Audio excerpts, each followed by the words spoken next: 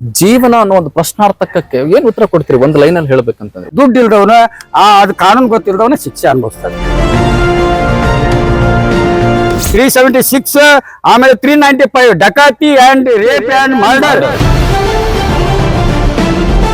ಮುಂಡ ಬೇರ್ಪಡಿಸ್ತವನಾಗಿರ್ಲಿ ಅಂತವ್ರಿಗೆ ಜೈಲಿನಿಂದ ಬಿಡುಗಡೆ ಅನ್ನೋದೇ ಇಲ್ಲ. ನಿಜವಾದ ಪವರ್ ಇರೋದು ಕಾನೂನು ಕೈಯಲ್ಲ, ರಾಜಕಾರಣಿಗಳ ಕೈಯಲ್ಲ. ವಕೀಲರೇ ಹೇಳಿಸ್ತಾರ ಅಂದಾಗ ಇನ್ನು ಅಲ್ಲಿ ಯಾವ್ದು ಸತ್ಯತೆ ಇರ್ತೈತಿ? ಜೀವನ ಅನ್ನೋ ಒಂದು ಪ್ರಶ್ನಾರ್ಥಕಕ್ಕೆ ಏನ್ ಉತ್ತರ ಕೊಡ್ತೀರಿ ಒಂದು ಲೈನ್ ಅಲ್ಲಿ ಹೇಳ್ಬೇಕಂತಂದ್ರೆ? ಒಂದೇ, ಯಾಕಂದ್ರೆ ನೀವೆಲ್ಲ ಅನುಭವಿಸ್ಬಿಟ್ಟಿದ್ದೀರಿ. ಈಗ ನೋಡ್ರಿ, ಜೈಲ್ ಒಳಗಡೆ 14 ವರ್ಷ ಶಿಕ್ಷೆ ಕೊಡ್ತಾರ, ಕೋರ್ಟ್ ಕೊಡ್ತೈತಿ. ಕೋರ್ಟ್ ಕೊಟ್ಟಿಂದ ಅದು 161ನೇ ಸನ್ನಡತೆ ಆಧಾರದ ಮೇಲೆ ಬಿಡುಗಡೆ ಮಾಡ್ಬೇಕು. ಅವನು ಹೊರಗಡೆ ಜೀವನ ಮಾಡ್ತಾನ, ಕೈದಿ 14 ವರ್ಷ ತಿರ್ಸನ, ಅವನು ಒಳ್ಳೆ ಮನುಷ್ಯ ಅದನ, ಅವನು ಯಾವ್ದು ರಿಮಾರ್ಕ್ ಇಲ್ಲ ಅಂತ ಅಂದವ್ರಿಗೆ ಸನ್ನಡತೆ ಅದರ ಮೇಲೆ ಬಿಡುಗಡೆ ಮಾಡ್ಬೇಕು.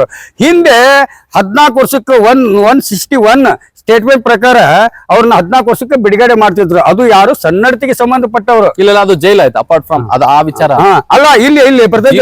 ಜೀವನ ಅಂದ್ರೆ ಒಂದು ಪ್ರಶ್ನಾರ್ಥಕ ಬರುತ್ತೆ, ಅದು ಬರ್ತೈತಿ.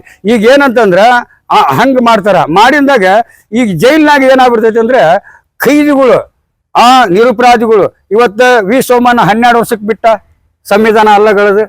ಆಮೇಲೆ ಇದನ್ನ ನೋಡಿ ಇವ ಧರ್ಮ್ ಸಿಂಗ್ ಏನ್ ಮಾಡಿದ 10 ವರ್ಷಕ್ಕೆ ಬಿಟ್ಟ ಖೈದಿಗಳನ್ನ. ಇದನ್ನ ನೋಡಿ ಕುಮಾರಸ್ವಾಮಿ 8 ವರ್ಷಕ್ಕೆ ಬಿಡುಗಡೆ ಮಾಡಿದ ಆಧಾರದ ಮೇಲೆ ಏಕಕಾಲದಲ್ಲಿ ಬಿಟ್ಟಿದ್ದಾರೆ. ಏಕಕಾಲದಲ್ಲಿ ಒಂದು 302 ಮರ್ಡರ್ ಕೇಸ್ ಸೆಕ್ಷನ್, 376 ಆಮೇಲೆ 395 ಡಕಾತಿ ಅಂಡ್ ರೇಪ್ ಅಂಡ್ ಮರ್ಡರ್ ಇಂತ ಪ್ರಕರಣದಲ್ಲಿ 5-6 ಜನ ಇರ್ತಕ್ಕಂಥ ಅಪರಾಧಿಗಳನ್ನ ಬಿಡುಗಡೆ ಮಾಡಬಾರ್ದು. ಯಾಕಂದ್ರೆ ಹೆಂಡತಿ ಕೊಂದ್ ಬಂದವನಾಗಿರ್ಲಿ, ಆಸಿಡ್ ಹಾಕ್ದವನಾಗಿರ್ಲಿ, ಅತ್ಯಾಚಾರ ಮಾಡ್ದವನಾಗಿರ್ಲಿ, ಡಕಾತಿ ಮಾಡ್ದವನಾಗಿರ್ಲಿ, ಮುಂಡ ಬೇರ್ಪಡಿಸ್ತವನಾಗಿರ್ಲಿ ಅಂತವ್ರಿಗೆ ಜೈಲಿನಿಂದ ಬಿಡುಗಡೆ ಅನ್ನೋದೇ ಇಲ್ಲ. ಅದನ್ನ ಇವತ್ತ ಇವರು ರಾಜಕೀಯ ವಯಸ್ಸಿಂದ ಇವತ್ತ ಬಲ್ಕಿಸಬಾನು ಆಕಿ ಅತ್ಯಾಚಾರ ಆಗಿ ಮರ್ಡರ್ ಆಗಿ ಆಕಿ ಕೇಸ್ನಲ್ಲಿ ಗಲ್ಲು ಶಿಕ್ಷೆ ಆಗಿತ್ತು. ನಿಜವಾದ ಪವರ್ ಇರೋದು ಕಾನೂನು ಕೈಯಲ್ಲ, ರಾಜಕಾರಣಿಗಳ ಕೈಯಲ್ಲ. ನೋಡ್ರಿ, ಇವತ್ತು ನಿಜವಾದ ಪವರ್ ಇರೋದು ಪೊಲೀಸ್ ಕೈಯಲ್ಲಿ. ಯಾಕೆ ಪೊಲೀಸ್ ಕೈಯಲ್ಲಿ ಐತೆ ಅಂದ್ರೆ, ಅವ್ರು FIR ಹಿಡಿತಾರ, ಸಾಕ್ಷಿ ನಮೂದು ಮಾಡ್ತಾರ. ಆದ್ರೆ ಅಲ್ಲಿ ಕೋರ್ಟ್ಗೆ ಆರೋಪಿನ ಹಾಜರುಪಡಿಸ್ತಾರ. ಅವಾಗ ಲಾಯರ್ ಅವನಂತೇಳಿ ಆರೋಪಿ ಅಂತೇಳಿ ಬರ್ತಾನ.